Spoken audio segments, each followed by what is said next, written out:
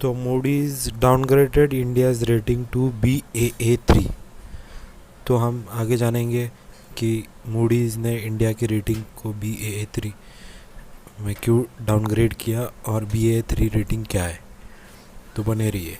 Moody's investor service, इन्होंने India का credit rating उसको डाउनग्रेड किया है, घटा दिया है to the lowest investment grade, जिसे Baa3 से जाना जाता है, जो कि पहले Baa2 था, जिसने एक नेगेटिव ग्रोथ का प्रोजेक्शन किया है।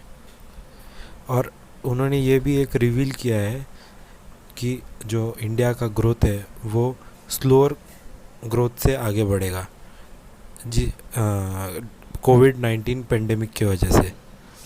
और भारत पर जो कर्ज़ है वो भी और भी बढ़ने वाला है आगे आने वाले टाइम में। तो Baa3 क्या है? Baa3 एक सब डिवीज़न है Baa का, जो कि credit rating for long term bonds है एंड इन्वेस्टमेंट बाय मूडीज़। तो Baa 4 पार्ट्स में डिवाइडेड है, Baa1, Baa2, Baa3 और Baa। तो Baa रिप्रेजेंट्स बॉन्ड और इन्वेस्टमेंट जिसमें रिस्क बहुत कम होता है। तो जो बैंक्स है वो Baa में इन्वेस्टमेंट करती है।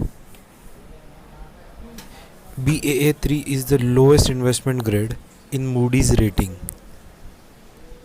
अगर कोई इकोनॉमी Baa3 रेटिंग देती है, तो अगर कोई इकोनॉमी है जिसे Baa3 का रेटिंग मिल रहा है, तो इसका अर्थ है कि वह एकदम लो रिस्क ग्रेड में है, मतलब नॉन इन्वेस्टमेंट ग्रेड में है।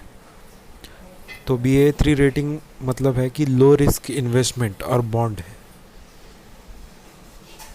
तो जो भी इन्वेस्टर है जो लो रिस्क इन्वेस्टमेंट करना चाहता है, तो वो Baa3 रेटिंग का यूज़ करते हैं, स्पेशली जब रेटिंग है वो डाउनग्रेड हो चुकी है।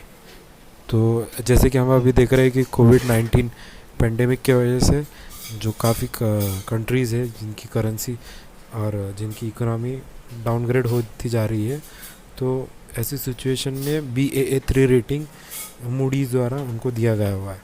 तो भारत उनमें से एक है जिन्हें Baa3 रेटिंग्स दिया गया है, जिसमें लो रिस्क इन्वेस्टमेंट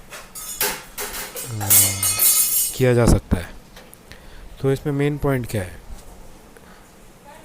2017 नवंबर में इंडिया का रेटिंग मूडीज़ ने Baa2 किया था। इंडिया का GDP 4.2% एस्टिमेट किया था 2019 और 20 में, जो बहुत सबसे स्लोएस्ट है 2019 के हिसाब से।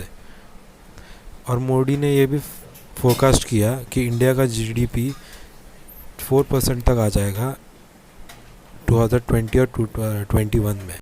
Thank you for watching the video. Please like, share and subscribe to my channel.